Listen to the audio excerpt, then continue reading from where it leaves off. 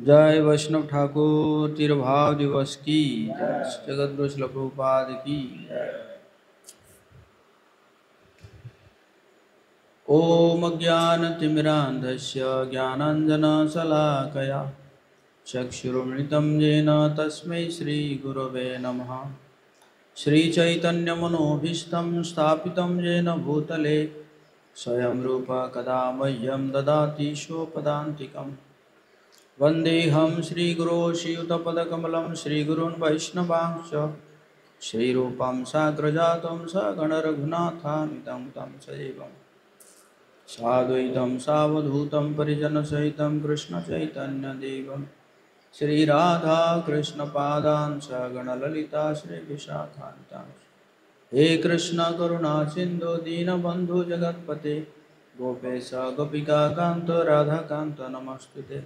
तप्त कांचन गौरांगी राधे वृंदावनेश्वरी वृषभानुसुते देवी प्रणमामि हरिप्रिये। वाञ्छाकल्पतरुभ्यश्च कृपा सिन्धुभ्येव च पतितानां पावनेभ्यो वैष्णवेभ्यो नमो नमः। जय श्री कृष्ण चैतन्य प्रभु नित्यानंद श्री अद्वैत गदाधर श्रीवासादि गौरभक्तवृंद। हरे कृष्णा कृष्णा कृष्णा हरे हरे राम राम राम हरे हरे। नमो विष्णुपदाय कृष्णप्रेष्ठाय भूतले श्रीमते भक्तिवेदांत स्वामिनिति नामिने। नमस्ते सारस्वते देवे गौरवाणी प्रचारिणे निर्विशेष शून्यवादी पाश्चात्य देशतारिणे। मूकं करोति वाचालं पङ्गुं लङ्घयति गिरिं यत्कृपातमहं वन्दे श्रीगुरुदिनतारिणे श्रीचैतन्येश्वरं परमानन्दमाधवं। हरे कृष्णा। पंखा कम कर लो, ये पंखा, और इसमें शायद इको कम कर दो।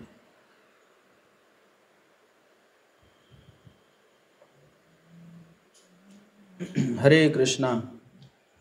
तो सभी भक्तों का प्रातकालीन कक्षा में बहुत बहुत हार्दिक स्वागत है। तो आज दो आचार्य है, दो आचार्यों का आज तिरुभाव दिवस है।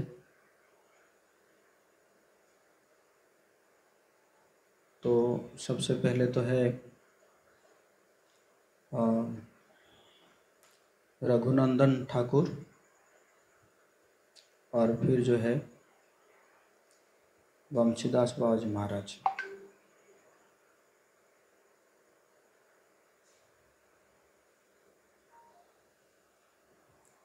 तो सबसे पहले हम रघुनंदन ठाकुर जी का के बारे में थोड़ा स्मरण करेंगे। वैष्णव आचार्यों का आविर्भाव और तिरुभाव ये दोनों एक समान है। जिस प्रकार सूर्य हमारे आंखों के सामने प्रकट और अप्रकट होते हैं, और वैष्णवाचार्यों का आविर्भाव और तिरुभाव में कोई अंतर नहीं होता, क्योंकि वह आविर्भाव होते हैं इस संसार में भगवान की लीलाओं का, भगवान के गुणों का, भगवान के नामों का प्रचार करने के लिए, और अगर तिरुभाव भी होते हैं तो फिर भगवान के नित्य लीला में प्रवेश करते हैं।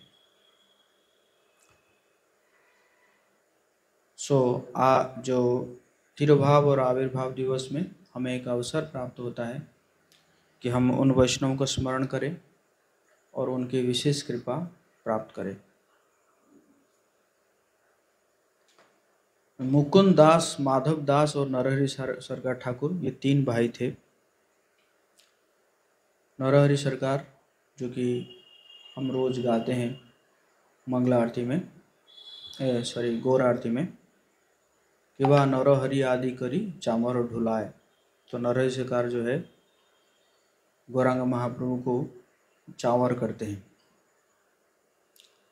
तो तीनों भाई थे, मुकुंद दास, माधव दास और नरहरि सरकार। और रघुनंदन जो है वो मुकुंद दास के पुत्र थे। तो मुकुंद दास के घर में एक विग्रह थे जिनका नाम था गोपीनाथ, और बहुत पुराने विग्रह थे।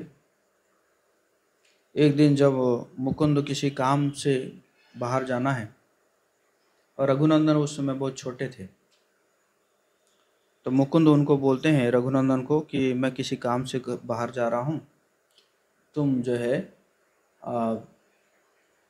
भगवान जी है हमारे, बहुत पुराने हैं, हमारे बाप दादा ऐसे करके बहुत पुराने विग्रह है, तो उनको जो है सेवा कर लेना और उनको खिला देना।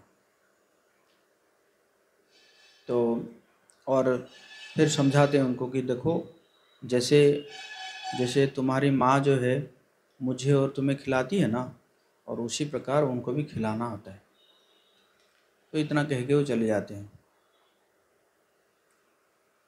तो रघुनंदन जो है वो जैसे पिताजी बोले थे ऐसे सब चीज़ को लेकर अंदर घुसते हैं, और घुस के सब पूजा वूजा करके फिर जब भोग लगाते हैं तो भोग लगा के कहते हैं कि इसको खा लो।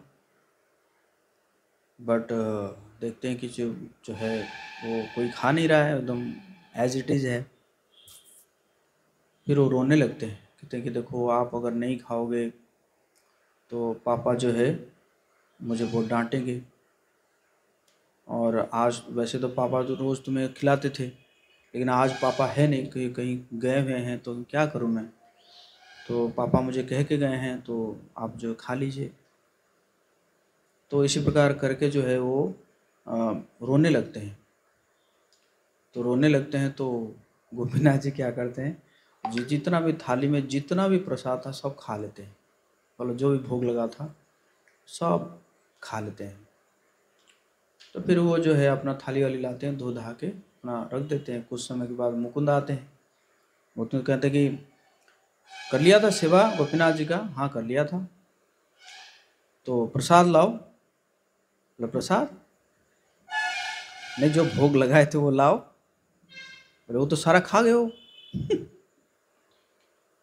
तो मुकुंद को सोच नहीं पाया कि अरे ये तो कभी ऐसा झूठ तो बोलता नहीं था ये, और इतना नटखट भी है नहीं, तो क्या करेंगे, मन में ऐसे बोले ठीक है तुम एक काम करो, जो है एक बार और भोग लगाओ। मतलब परीक्षा करने के लिए वो सोचे एक बार और जो है भोग लगाओ, भगवान जी को भूख लग गई होगी। तो रघुनंदन फिर थाली लेकर गए, लड्डू का थाली लेकर गए, जाकर फिर ऐसे ही किए, ऐसे किए कि खा लो खा लो खा लो। और गोपीनाथ जी एक लड्डू लिए हैं, ऐसे एक लड्डू लिए हैं, आधा खाए हैं, और पीछे से कौन देख लिए, मुकुंद जो है देख लिए। तो जैसे ही देख लिए तो वो आधा लड्डू जो है वो हाथ में रह गया ऐसे। तो फिर मुकुंद जो है वो एकदम है ना रो पड़ते हैं, जाके जो है रघुनंदन को आलिंगन करते हैं, और जो है बहुत प्रेम देते हैं। हाँ, तो इसी प्रकार जो है कहते हैं कि तुम्हारे कारण जो है देखा जाए तो मुझे भक्ति मिला, ऐसे करके करते हैं। तो आज भी जो है वो जो भगवान जी का विग्रह है, और उसमें ऐसे ही आधा लड्डू जो है रहता है उनके हाथ में। और जो रघुनंदन है ये कृष्ण लीला में कंदर्प मंजरी थे, और द्वारका लीला में भी कृष्ण के पुत्र कंदर्प थे। रघुनंदन की जो पुत्र थे उनका कन्हई ठाकुर नाम था, वो भी एक बड़े वैष्णव हुए। और जगन्नाथपुरी में जब महाप्रभु दोनों आते हैं, मुकुंद और रघुनंदन दोनों आते हैं, तो महाप्रभु ऐसे पूछते हैं कि आप दोनों में से कौन पिता है कौन पुत्र है? तो रघुनंदन कहते हैं कि ये मेरे पिता है। ये मुकुंद कहते हैं, मुकुंद कहते हैं रघुनंदन को, कहते हैं कि ये मेरे पिता है, क्योंकि इन्होंने ही मुझे भक्ति दिया है ना। तो इतना ही था ये रघुनंदन ठाकुर के बारे में। श्री रघुनंदन ठाकुर की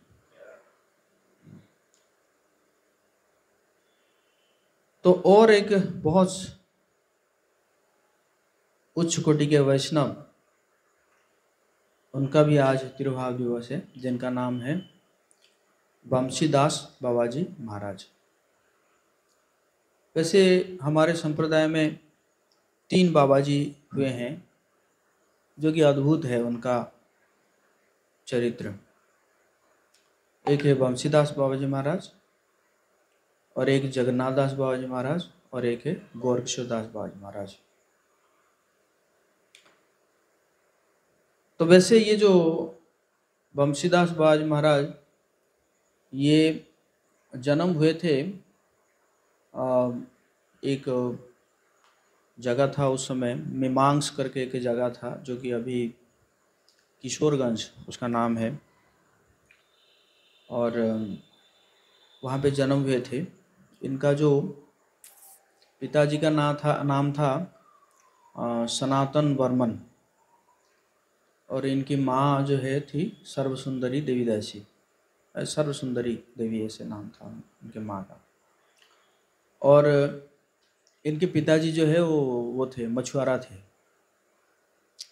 तो मछुआरा थे तो उनका मछली पकड़ना और मछली पकड़ के सेल करना वही उनका काम था। बहुत गरीब थे, और इनका जो नाम दिए थे भैरव चंद्र नाम था इनका, बंशीदास बाबाजी महाराज का उस समय। तो बचपन से कोई पढ़ाई लिखाई तो कुछ हुआ नहीं, बस वही है कि नदी के किनारे बैठते थे, और जैसे उनके पिताजी मछली पकड़ते थे ये भी वही सीखे थे, मछली पकड़ना इसी प्रकार वही शिक्षा हुआ उनका। लेकिन शाम के समय में वो जाके गांव में एक मंदिर था, उस मंदिर में जाके बैठते थे, जहाँ पे एक वैष्णव क्या करते थे, नरोत्तम दास ठाकुर का भजन गाते थे रोज। तो गाते थे तो ये जो है बहुत प्रभावित हो जाते थे वो उस भजन को सुनते सुनते। तो धीरे धीरे उस भजन को सुनते सुनते उनके अंदर जो है वो ना वैराग्य आया। तो वैराग्य आया तो लेकिन घर वालों को पता चल गया, यार ये तो ऐसे इसका भाव दिखाई दे रहा है, तो इसको जल्दी क्या करो विवाह करा दो। तो उसको जो है उनको क्या किया, विवाह करा दी। लेकिन वो ज़्यादा दिन रह नहीं पाए। अपना पत्नी और एक 6 महीने का बच्चा को छोड़कर वो उनके गुरु के आश्रम में चले गए, और वहाँ जाके फिर उन्होंने दीक्षा लिया, और उसी समय उनका नाम पड़ा बंशीदास बाबा, बंशीदास पड़ा, बाबा जी तो बाद में हुए। तो इसी प्रकार जो है फिर वो लगभग 3 साल रहने के बाद वहाँ पे फिर वो नवद्वीप में आ गए। और नवद्वीप में थे तो उनके पास, उनका एक्चुअली देखा जाए तो उनका जो साधना था वो था सिर्फ भगवान जी के साथ बातें करना। और कोई ऐसे देखा जाए जो बाबा जी होते हैं वो कोई उनका कोई नियम नहीं होता, वो कोई विधि को पालन नहीं करते हैं। मतलब वो जो है ना विधि के ऊपर होते हैं। कहने का मतलब ये है कि विधि को पालन नहीं करते हैं। क्यों? क्योंकि वो विधि के ऊपर होते हैं। तो उनके पास जो है विग्रह जो थे, गौरांग महाप्रभु थे, नित्यानंद प्रभु थे, गदाधर थे, और राधा कृष्ण थे। तो इसी प्रकार वो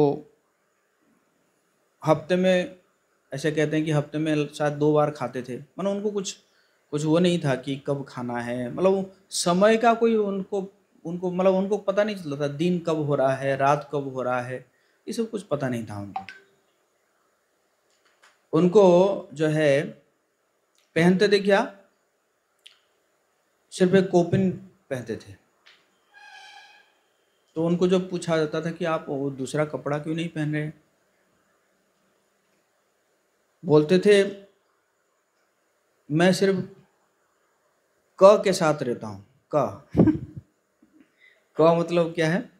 कौपिन, कमंडल और कंथा। कंथा समझ रहे हैं ना, जो सोने के लिए यूज करते हैं। और बोले मैं ब से दूर रहता हूँ। ब मतलब क्या? वही वस्त्र या बहिरंगा। बहिरंगा मतलब कौन हो गया? माया है कि नहीं?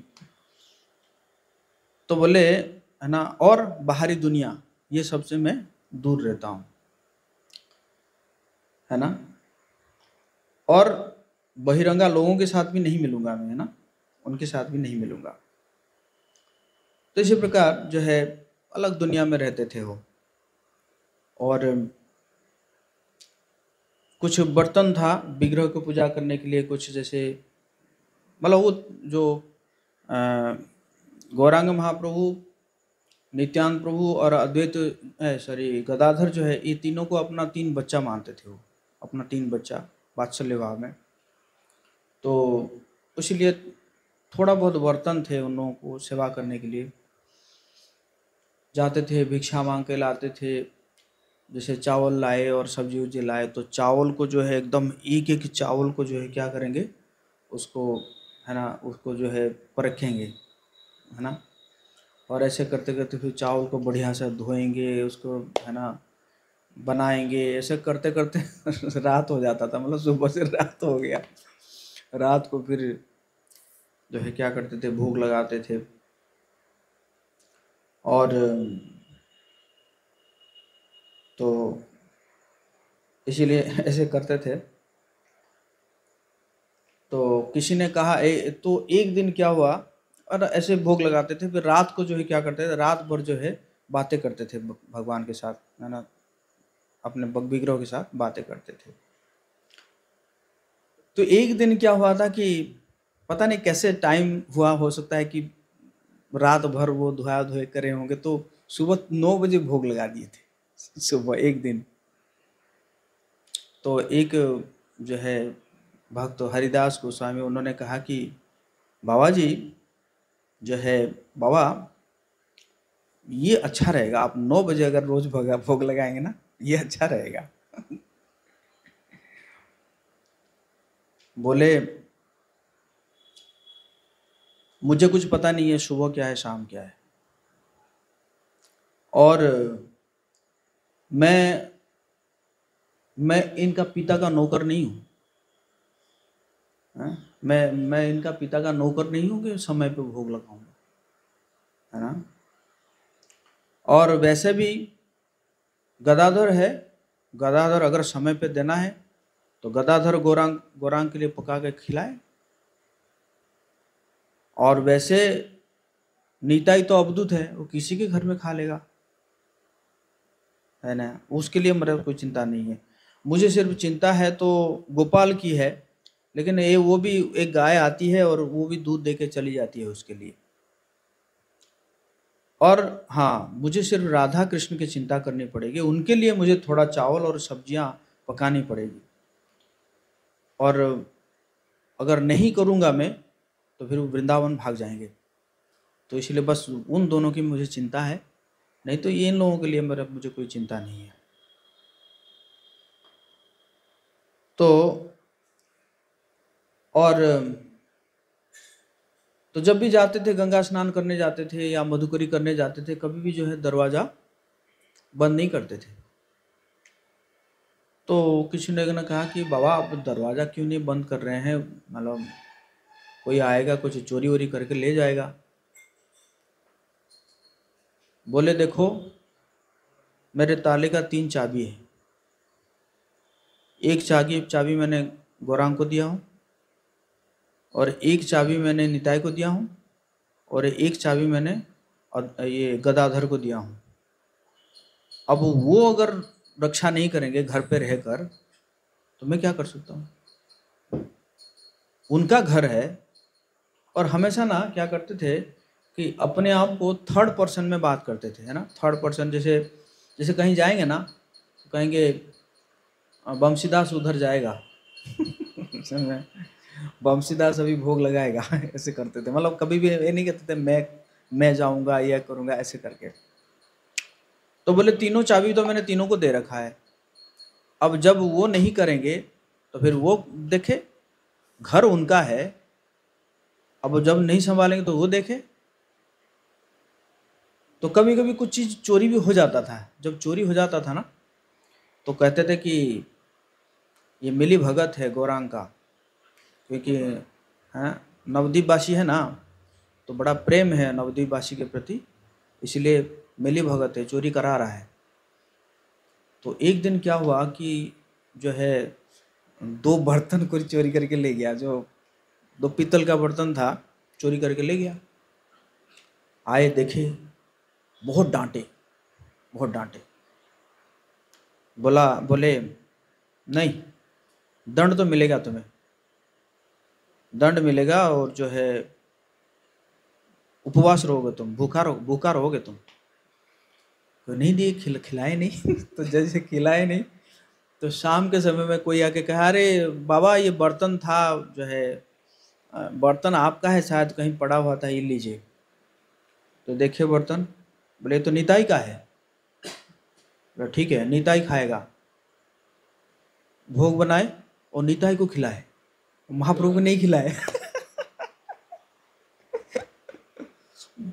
और उनको बोले तुम अपना व्यवस्था करो, निताई अपना व्यवस्था कर लिया, तुम अपना व्यवस्था करो। तो दूसरे दिन जो वो दूसरा बर्तन आ गया जब आ गया तो फिर उनको खिलाए। तो इसी प्रकार जो है उनका ये था।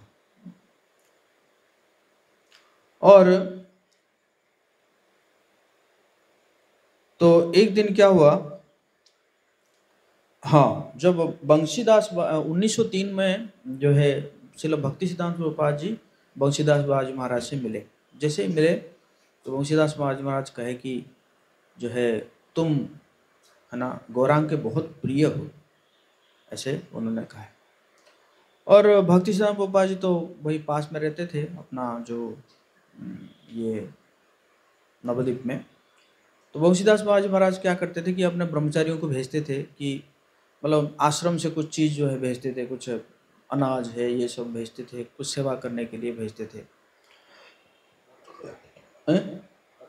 हाँ, भक्ति सिद्धांत प्रभुपाद जी सरस्वती। तो क्या हुआ कि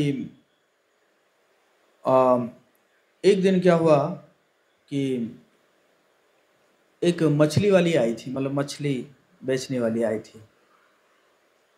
तो आई थी तो इनको पता नहीं, मतलब इनको मन हुआ कि मछली खाने के लिए तो बुलाए, देखे कि क्या है मछली, क्या है, तो ऐसे ऐसे मछली है, तो कितना भाव है ऐसे पूछे। तो तुरंत मन में आया, अरे मेरे मन में ये मछली खाने का विचार कैसे आया। तो मैं समर्पित हूँ, जब मैं समर्पित हूँ तो मेरे मन में ये विचार आया कैसे।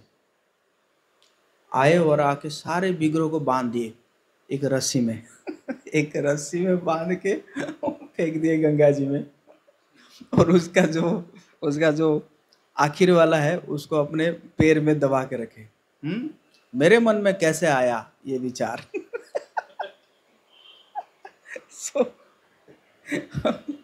फिर उसके बाद फिर उनको खींच के जाके फिर उनको सजाए और रखे। तो जब भक्ति सिद्धांत प्रभुपाद जी को ये बात पता चला तो उन्होंने क्या किया कि बंद कर दिए, सारे ब्रह्मचारियों को बंद कर दिए कि आप मत जाओ वहाँ पे, मत जाओ। लेकिन कुछ 15-20 दिन महीने के बाद भक्ति सिद्धांत प्रभुपाद जी सारे सबको बुला के बोले मैं इसलिए नहीं कह रहा था कि वो माया में है, मैं इसलिए कह रहा था कि उनके भाव को आप समझ नहीं सकते, है ना। तो इसलिए मैंने आप लोगों को जो है वो किया था कि उनके पास नहीं जाने के लिए। तो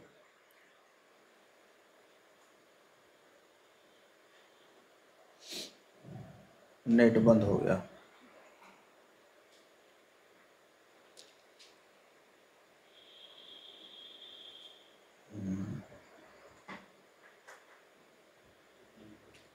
तो इसी प्रकार जो है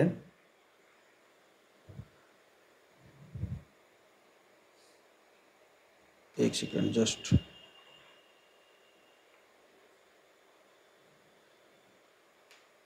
कभी कभी नेट चला जाता है।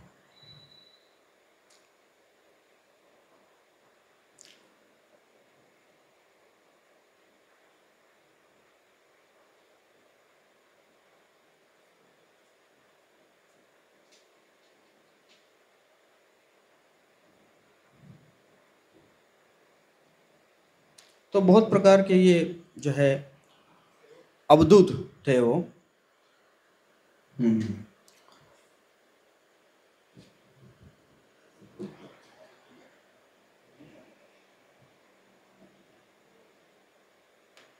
बंशीदास बाबा का गौरा के प्रति भाव समझना कठिन था।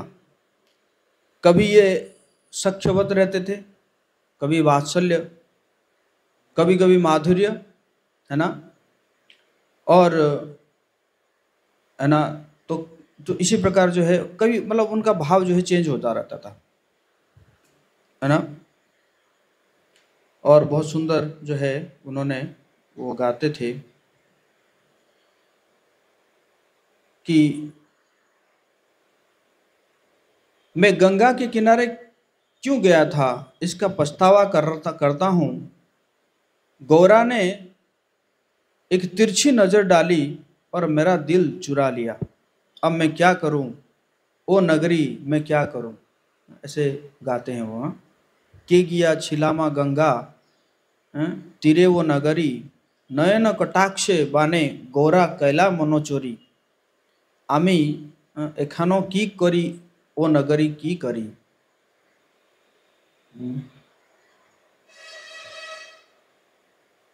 मुझे बताओ ओ नगरी, गौरा ने मुझसे क्या किया। उन्होंने तिरछी नजर डाली और फुसफुसाया, मुझे नहीं पता मुझसे क्या किया। ओ सखी, अब मुझे नहीं पता क्या करना है, जीवन मुझसे दूर जा रहा है। हे गौरा, मुझसे क्या कर दिया। जीवन के अंतिम दिनों बाबा एक बार अपने जन्म स्थान मजीदपुर, जब मैंने बोला था मायमन सिंह में गए थे, वो अपने विग्रहों को अपने साथ ले गए। रास्ते में उन्होंने कुछ नहीं खाया, ना सोया, न मल त्याग किया। मजीदपुर पहुंचने पर वो एक जीर्ण शीर्ण मंदिर में रुके। उसके बाद वो वृंदावन और पुरी गए। वृंदावन में वो यमुना के किनारे रहे और पुरी में नरेंद्र सरोवर के किनारे। उन्होंने कभी दर्शन के लिए किसी मंदिर के अंदर नहीं गए। इन यात्राओं के दौरान गौड़िया मठ के साधुओं ने उनकी बड़ी सेवा की। बाबा के गृहस्थ जीवन के बारे में कुछ भी ज्ञात नहीं है। और जैसे मैंने बताया था कि वो तो विवाह कई किए थे लेकिन तुरंत छोड़ दिए थे।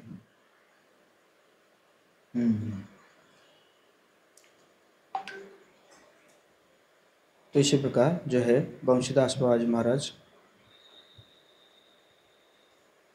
महान वैष्णव संत। बंशीदास बाबा जी कोई साधारण संत नहीं, साधु नहीं थे। बाहरी रूप से उनका जन्म जो है वहाँ पे हुआ था, मजीदपुर में हुआ था।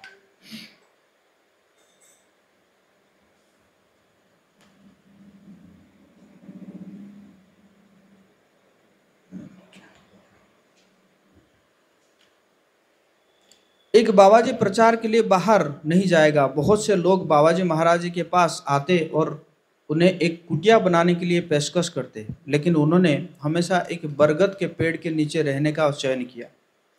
वहाँ से कभी नहीं हटते थे। वो कृष्ण प्रेम से भरे हुए थे। वो एक बहुत ही ऊंचे कद के व्यक्ति थे। उन्होंने कभी मुंडन नहीं किया, बल्कि एक पागल व्यक्ति की तरह रहे। बहुत से लोग उन्हें विभिन्न चीज़ें अर्पित करते थे, लेकिन वो उनकी कोई परवाह नहीं करते थे। जो कुछ भी वो प्राप्त करते वो दूसरों को वितरित कर देते। वो एक तपस्वी थे। कोई भी उनके व्यवहार को समझ नहीं सकता था। उनके पास केवल 2 बड़े कपड़े के बैग थे। उनके पास कोई मंदिर नहीं था। एक कपड़े के बैग में गौर निताय थे और दूसरे में राधा कृष्ण। कभी कभी वो विग्रहों को बाहर निकालते और पूजा करते। उनकी भक्ति क्योंकि उनके पास केवल छोटे विग्रह थे और जो है तो इसलिए हाँ, मतलब ऐसा नहीं है कि उनके पास छोटे विग्रह है तो जो है मतलब मंदिर नहीं है, ऐसा नहीं है। मतलब उनका जो जहाँ रहते थे वही भी मंदिर है। गौर नित्यानंद उनकी सेवा से संतुष्ट थे। भक्ति सिद्धांत प्रभुपाद जी ठाकुर दूर से ही उन्हें नमन करते थे। उन्होंने अपने शिष्यों को बाबा जी के पास जाने से मना किया। उनके शिष्यों ने पूछा, क्या हम साधुओं के दर्शन नहीं करना चाहिए? लेकिन भक्ति सिद्धांत प्रभुपाद जी उत्तर दिए, आप उनके व्यवहार को समझ नहीं पाएंगे और आप अपराध करेंगे। वो इस संसार में नहीं बल्कि आध्यात्मिक क्षेत्र में चल रहे हैं। अगर मैं अपराध करता हूँ तो यह भक्ति विरोधी होगा। इसी कारण मैं भी दूर से जो है उन्हें नमन करता हूँ। केवल एक शुद्ध भक्त ही उनके अद्भुत व्यवहार को समझ सकता है। एक साधारण नौसिखिया इसे समझ नहीं पाएगा, इसलिए उसे वहाँ नहीं जाना चाहिए। बाबा जी महाराज हमेशा कृष्ण प्रेम से भरे रहते थे। नवदीप धाम के एक व्यक्ति जो बाबा जी महाराज जी के पास आते थे, एक दिन उन्होंने सोचा, मुझे सर्वोच्च भगवान को प्राप्त करने की इच्छा है, मैं भगवान को कैसे प्राप्त कर सकता हूँ? वो केवल बुदबुदा रहे थे, अपने आप से बात कर रहे थे, इसलिए बाबा जी महाराज ने उत्तर नहीं दिया। यह व्यक्ति बार बार बाबा जी महाराज से मिलने आया। अंत में एक दिन उसने सीधे महाराज से संपर्क किया। बाबा जी महाराज पूछे, तुम क्या चाहते हो? तो व्यक्ति ने कहा, मैं भगवान को देखना चाहता हूँ।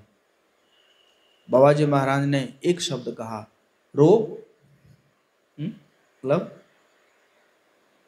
क्राय हैं। हम भगवान को प्राप्त करने के लिए कितनी शास्त्रीय प्रमाण प्रस्तुत कर सकते हैं, लेकिन बंशीदास महाराज ने कहा उनके लिए क्या करना पड़ेगा? रोना पड़ेगा। बस अगर तुम उनके लिए रो सकते हो तो तुम उन्हें पा सकते हो। अगर तुम्हारे अंदर उनकी चाहत है तो वो आएंगे। हम उनके नाम उच्चारण कर रहे हैं लेकिन हम उन्हें नहीं चाहते हैं, इसलिए हम कृष्ण के नाम उच्चारित तो कर रहे हैं, हरे कृष्णा कृष्ण कृष्ण हरे हरे, हरे राम राम राम हरे हरे। हम उनसे कहते हैं नहीं, मैं अभी नहीं जा सकता। मतलब कह रहे हैं कि जब हम भगवान को पुकारते हैं तो भगवान प्रकट होते हैं और भगवान कहते हैं आओ मेरे पास आओ, लेकिन हम क्या कहते हैं? हम अभी नहीं जाएंगे, है ना। जैसे जब तुकाराम जो है, तुकाराम जब अंतिम समय में यान आया उनको लेने के लिए, और तुकाराम उनकी पत्नी को पूछे कि तुम चलोगी? तो उनकी पत्नी ने कहा, मैं चली जाऊंगी तो भैंसा क्या होगा, भैंसों का क्या होगा? तो तुकाराम ने कहा, ठीक है, तुम भैंसों को रखवाल करो, मैं जा रहा हूँ, है ना। उसी प्रकार, है ना, उसी प्रकार हम भी ऐसे कैसे भैंसा पाल रखे हैं, है ना।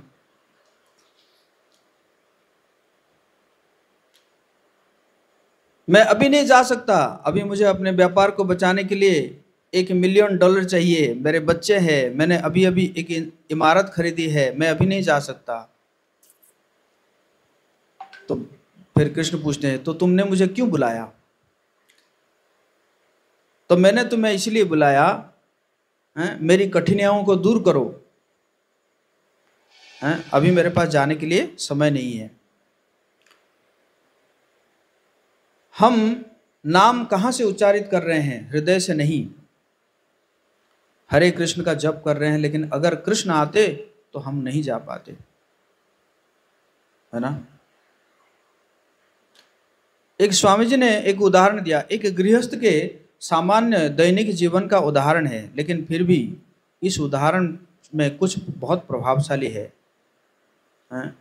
बंगाल के एक कस्बे में एक व्यक्ति था जो एक कार्यालय में काम करता था। वो अपनी पत्नी और 2 बच्चों के साथ रहता था। एक बच्चा केवल 3 या 4 महीने का था और दूसरा 7 साल का था। एक दिन उस व्यक्ति ने अपनी पत्नी से कहा, तुम्हें आज सुबह जल्दी नाश्ता तैयार करना होगा क्योंकि मुझे ऑफिस जल्दी जाना है। नाश्ता करने के बाद मैं तुरंत चला जाऊंगा। जय श्री जगन्नाथ बल सुभद्रा महारानी की जय, राधा मदन मोहन की जय, गौर निताई की जय। जब पत्नी खाना बनाने गई तो उसने पहले बच्चे को बिस्तर पर रखा और फिर रसोई में चली गई, लेकिन जब भी वो रसोई में जाती बच्चा रोने लगता। तो उसने सोचा बच्चे को अपनी गोद में लेकर मैं खाना कैसे बना सकती हूँ, यह बहुत मुश्किल है। वो सोच रही थी उसे क्या करना चाहिए। फिर उसने एक उपाय सोचा। उसने 7 साल के बच्चे को बुलाया। तो फिर उसने कहा क्या तुम्हें दुकान में वो लाल खिलौना पता है? तो बच्चे ने कहा हाँ पता है। जाओ और खिलौना खरीदो, लेकिन सुनिश्चित करो उसमें एक अच्छी झंझनाहट की आवाज हो। बच्चा कुछ पैसे लेकर खिलौना खरीदने गया। उसने उसे घर लाया और माँ को दे दिया। माँ ने बच्चे को बिस्तर पर रखा और उसके ऊपर रस्सी के अंत में झंझनाहट की आवाज वाले लाल रंग का खिलौना लटका दिया। बच्चा खिलौने को देखकर तुरंत खेलने लगा। उसे एक तरफ से दूसरी तरफ मारने लगा। बच्चा बहुत खुश हुआ क्योंकि वो खिलौने मारता और झंझनाहट का आवाज़ सुनता। 1 घंटे तक वो इसी तरह खेलता रहा और माँ ने अपना खाना बनाना जारी रखा। इसके बाद बच्चा भूखा महसूस करने लगा। तब बच्चा खेल रहा था, उसे अपनी माँ की याद नहीं आई, लेकिन अब जब उसे भूख लगी उसने सोचा ओह मेरी माँ कहाँ है, लेकिन उसकी माँ नहीं आई। फिर उसने रोना शुरू कर दिया, ये संकेत देते हुए मुझे भूख लगी है, आओ।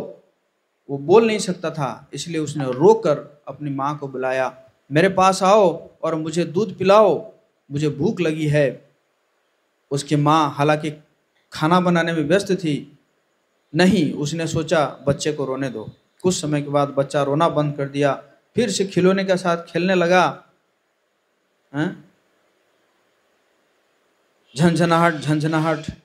कुछ समय तक इस तरह खेलने के बाद भूख की पीड़ा फिर से लौट आई। उसकी भूख बढ़ती गई और वो अधिक से अधिक दुखी हो गया और उसने अपने माँ को और भी जोर से पुकारना शुरू किया। उसकी माँ ने बच्चे को रोने की आवाज़ सुनी, लेकिन सोचा कि उससे पहले अपना खाना बनाना पूरा करना चाहिए। अंत में भूख बच्चे के लिए असहनीय हो गई। बच्चा सोचता मुझे खिलौने नहीं चाहिए। उसका मन केवल उसकी माँ पर केंद्रित था।